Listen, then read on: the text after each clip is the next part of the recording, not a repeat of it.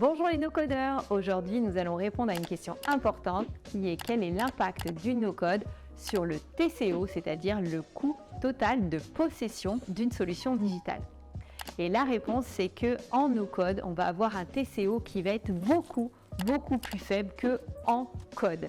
Pour la bonne et simple raison que très souvent, dans le cadre d'un projet digital, le projet il n'est jamais terminé parce qu'on est toujours en amélioration. La vie, c'est le mouvement, l'entreprise, c'est le mouvement et donc c'est intéressant de mettre en œuvre ce qu'on appelle de l'amélioration continue.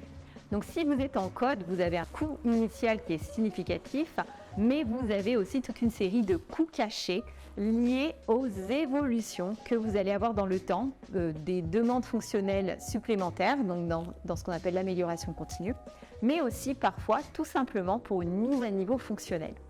Ce qu'il faut savoir, c'est que si vous, dans votre projet, par exemple votre projet ERP, donc dans votre logiciel de gestion intégrée, vous avez fait ce qu'on appelle du développement spécifique, donc de la programmation, ça ne va pas toujours être possible de faire les mises à jour dans les versions suivantes pour les années ultérieures.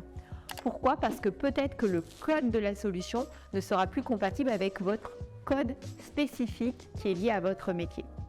Et si ça n'est pas possible, ça veut dire qu'il faut refaire le même programme pour faire la mise à jour et ça c'est un coût qui peut être significatif et auquel souvent on ne s'attend pas. Ce coût peut être des fois tellement important que ça peut valoir le coup de changer complètement la solution pour passer sur une solution no-code. C'est le cas qu'on a rencontré plusieurs fois chez des clients, ils en avaient pour 200 000 € pour juste faire la mise à jour et être à ISO fonctionnalité et du coup ils ont préféré refaire tout le projet ERP en no-code.